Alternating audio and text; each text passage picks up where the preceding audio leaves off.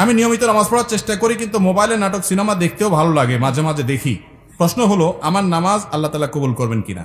মৃত ব্যক্তি যদি কোনো দেনাপানা থাকে, সেটা কি তার জন্য জানাজার পূর্বে মিটিয়ে দিতে হবে?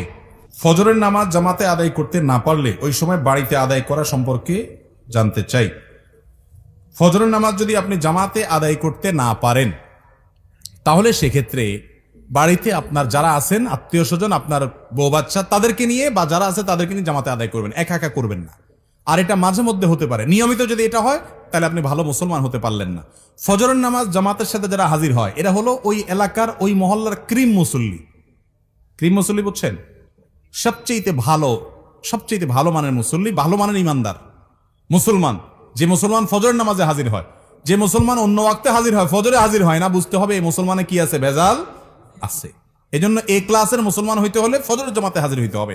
হঠাৎ একদিন আপনার মিস হতে পারে, এখন রাত 12টা পর্যন্ত যদি মোবাইল আর ফেসবুক টিপাটিপি করেন, তাহলে ফজর নামাজ চাইলেও জামাতে পড়তে পারবেন না। এই জন্য আগে আগে ঘুমাইতে হবে। আগে ঘুমানো স্বাস্থ্যের জন্য উপযোগী, সুন্নাহ সম্মত। দেরি করবেন না। মোবাইল টিপাটিপি করেন, দিনের বেলায় করেন। শয়তান দেখবেন মোবাইল টিপার মধ্যে সবচেয়ে বেশি মজাটা দেয় রাতে, ঠিক না? বিশেষ করে বিছানায় শুইবেন আর মোবাইলটা একটু আধা ঘন্টা 1 ঘন্টা টিপবেন না, এটা তো হতেই পারে না, ঠিক না ভাই? ঠিক। মোবাইলে মোনাজাত ধরে, মোনাজাত বুঝেন, এইভাবে 2 হাত দিয়ে ধরা মোনাজাতের মতোই তো। এরপরে টিপতে স্ক্রল করতেছেন, কোথায় যাচ্ছেন, কি খুঁজতেছেন নিজেও জানেন না, আঙ্গুল খাওয়ার অবস্থা ঘষতে, ঠিক না? এই যে রাতে বেশি মজা লাগে মোবাইল টিপতে, কারণ ইবলিসের টার্গেট হলো, তার প্ল্যান হলো, তার মিশন হলো আপনার ফজরটা ধ্বংস করা। সেজন্য রাত্রে যদি যত দেরি করে শোয়াইতে পারে সে আপনাকে, তত তার উপকার। আপনি ভোর রাতে উঠতে পারবেন না, কষ্ট হবে। এজন্য রাতে তাড়াতাড়ি শুইতে হবে। ফজর নামাজ কখনো মিস হয়ে গেলে বাসায় যারা আছে তাদেরকে নিয়ে জামাতের সাথে নামাজ পড়বেন, একা পড়বেন না। কারণ জামাতের সাথে নামাজ পড়লে একা নামাজ পড়তে 27 গুণ বেশি সওয়াব হয়।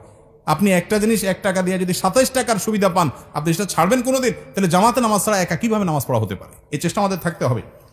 মৃত ব্যক্তি যদি কোনো দেনাপানা থাকে, সেটা কি তার জন্য জানাজার পূর্বে মিটিয়ে দিতে হবে? মৃত ব্যক্তির কোনো দেনা পাওনা থাকলে সেটা মিটাতে হবে, পাওনাদারের পাওনা পরিশোধ করতে হবে।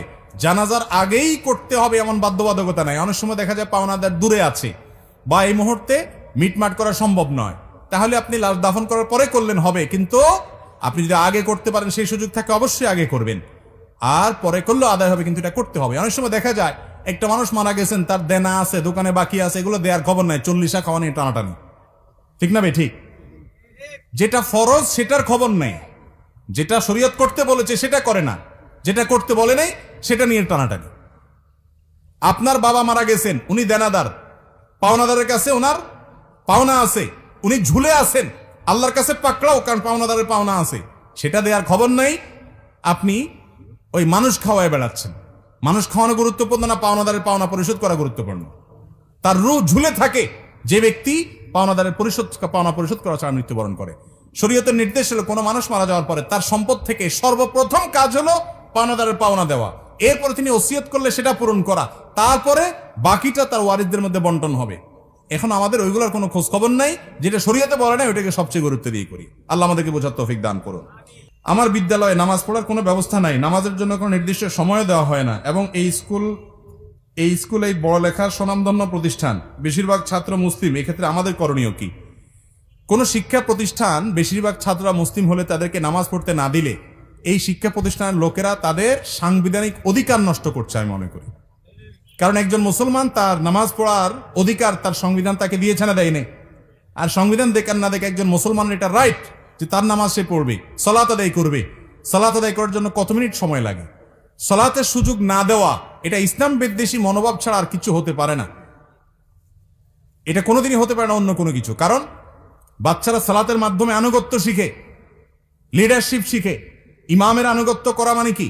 কিভাবে টিচারকে আনুগত্য করতে হবে, কিভাবে ক্যাপ্টেনকে আনুগত্য করতে হবে, কিভাবে চেইন অফ কমান্ড তার লাইফে মানতে হবে, এই সব শিক্ষা শিক্ষার্থীরা নামাজের মাধ্যমে পায়। সেখানে শিক্ষার্থীরা নামাজের মাধ্যমে যত বেশি তাদেরকে জামাতে নামাজ পড়ানো হবে, তত বেশি তারা চেইন অফ কমান্ড শিখবে, তত বেশি তারা আনুগত্য শিখবে, তারা ম্যানার্স শিখবে, তারা কমান্ড মানা শিখবে, ভালো কিছু শিখবে। এবং তাদের কাছ থেকে আপনার ভালো কিছু আশা করবেন। নীতিবান নাগরিক আপনি পাবেন, চরিত্রবান নাগরিক আপনি পাবেন। সেখানে তাদেরকে নামাজ পড়তে না দেওয়ার কোনো যৌক্তিকতা থাকতে পারে না। এরকম শিক্ষা প্রতিষ্ঠানের মান যতই ভালো হোক না কেন, কোনো অভিভাবক তার সন্তানকে এরকম শিক্ষা প্রতিষ্ঠানে দেওয়া জায়েজ নাই যে শিক্ষা প্রতিষ্ঠান তার সন্তানদেরকে, শিক্ষার্থীদেরকে নামাজ পড়তে দেয় না। ইসলাম পালন করতে দেয় না। এই অনাচারগুলো আমাদের সমাজে দিন দিন বেড়ে চলেছে। যদি কোনো শিক্ষার্থী কোনো প্রতিষ্ঠানে পড়েন, এখন তো শিক্ষা প্রতিষ্ঠান বছরের মধ্যখানে, আপনি হয়তো কথার কথা বছরের মধ্যখানে আছেন, আপনি চেঞ্জ করতে পারবেন না, আপনি পড়েন, তারা নামাজ পড়তে দেয় না, আপনি টাইম নিয়ে নামাজ পড়ে নেবেন, 5 মিনিটের ছুটি নেবেন, টয়লেটে যাওয়ার ছুটি যদি পাওয়া যায়, নামাজের ছুটি আপনি পেতেই পারেন, যদি নাও দেয় আপনি যেভাবেই হোক অন্তত ফরজ নামাজটা আপনাকে টাইমলি পড়ে নিতে হবে। তারা আপনাকে জামাতের সুযোগ দিচ্ছে না, এজন্য তারা গুনাহগার হবে, কিন্তু আপনার দায়িত্বটা আপনি পালন করবেন। কথা কি বুঝতে পারছি? আমি নিয়মিত নামাজ পড়ার চেষ্টা করি, কিন্তু মোবাইলে নাটক সিনেমা দেখতেও ভালো লাগে, মাঝে মাঝে দেখি। প্রশ্ন হলো, আমার নামাজ আল্লাহ তাআলা কবুল করবেন কিনা? ভাই, নামাজ হয়ে যাবে ফরজ যদি ঠিকঠাক মতো করেন, কিন্তু আপনি নামাজও পড়েন আবার নাটক সিনেমাও দেখেন, হারাম জিনিসও দেখেন, এর মানে হলো আপনার নামাজটা ঠিক মতো হচ্ছে না। নামাজ যদি খুব ভালোভাবে হয় তাহলে অন্যায় অশ্লীল কাজ থেকে নামাজ আপনাকে কি করবে? বিরত রাখবে। যদিও আপনার নামাজ ত্রুটিপূর্ণ, তারপর আপনি নামাজ ধরে রাখবেন। ধরে রাখলে একসময় ইনশাআল্লাহ আপনি এই অপরাধ থেকে, পাপের কাজ থেকে, হারাম থেকে সরে আসার সুযোগ লাভ করবেন ইনশাআল্লাহ। আপনাকে ট্র্যাকে থাকতে হবে, চেষ্টা ছাড়া যাবে না, চেষ্টা থাকতে হবে, একসময় আল্লাহ তৌফিক দিবেন। আর মনে রাখবেন, আপনি নামাজ পড়ছেন, আল্লাহর কাছে ইবাদত নিবেদন করছেন, আবার যে কাজগুলো করছেন সেগুলো আল্লাহ, হারাম কাজগুলো করছেন সেগুলো আল্লাহ নিষেধ করেছেন।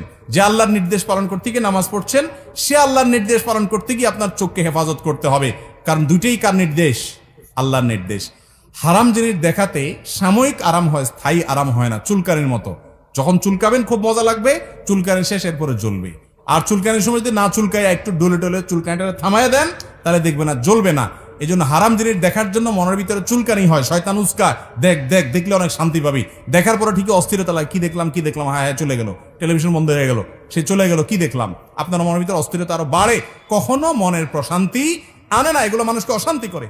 আজকে যুবকরা ডিপ্রেশনে ভুগছেন। কেন ডিপ্রেশনে ভুগছেন? ভোগের যত আইটেম আছে দুনিয়ার, সবই তো আপনার হাতের নাগালে। কেন ডিপ্রেশনে ভুগছেন?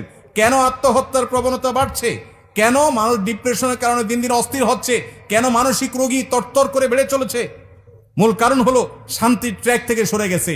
শান্তি ভোগের মধ্যে নাই, শান্তি নাটক সিনেমায় বুধ হওয়ার মধ্যে নাই, শান্তি মাদকের বোতল হাতে নেওয়ার মধ্যে নাই, শান্তি জেনার মধ্যে নাই, শান্তি চোখের জেনার মধ্যে নাই, শান্তি দুনিয়াতে ভোগ আনন্দের মধ্যে নাই। শান্তি হলো আল্লাহর আনুগত্যের মধ্যে থেকে যতটুকু বৈধ ভোগ আছে ততটুকু করার মধ্যে। যে ব্যক্তি বিবাহের মাধ্যমে তার যৌন চাহিদাকে পূরণ করে এবং হালাল পথ ছাড়া হারাম পথে যায় না, আল্লাহ তাআলা তাকে শান্তি দেন। যে অশান্তির পথে যায়, হারাম পথে যায়, অবৈধ পথে যায়, আল্লাহ তাআলা তাকে শান্তি দেয় না। এই জন্য একের পর এক দেখবেন চেঞ্জ করতে থাকে তার লাইফ পার্টনার, কিন্তু শান্তি কোথাও পায় না, ডিপ্রেশনে ভুগতে থাকে। আল্লাহর কসম, এই দুনিয়াতে ভোগে আল্লাহ শান্তি রাখেন নাই, ত্যাগে শান্তি রেখেছেন, আল্লাহর নির্দেশ মানার মধ্যে শান্তি রেখেছেন। আলা বিযিকরিল্লাহি তাতমাইন্নুল কুলুব। যুবকরা শান্তি পাচ্ছেন না, ডিপ্রেশনে ভুগছেন, আল্লাহর ছায়াতলে আসেন। আমি শপথ করে বলছি, আপনি কোরআন হাতে নেন, কোরআন বুঝেন, আল্লাহর সাথে কথা বলেন, নামাজে দাঁড়ান, দীর্ঘ সময় কথা বলেন, সেজদায় গিয়ে আল্লাহর সাথে কানাঘুষা করেন, ভোর রাতে উঠে দোয়া করেন। আমি শপথ করে বলছি, আপনি যে শান্তি পাচ্ছেন, পৃথিবীর কোনো মিলিয়নার, কোনো বিলিয়নার সে শান্তি পায় না, সে শান্তির ধারে কাছেও যেতে পারে না যদি আল্লাহর আনুগত্য তার মধ্যে না থাকে। চেষ্টা করবো না ইনশাআল্লাহ? আল্লাহ তাআলা আমাদেরকে আমলের তৌফিক দান করুন।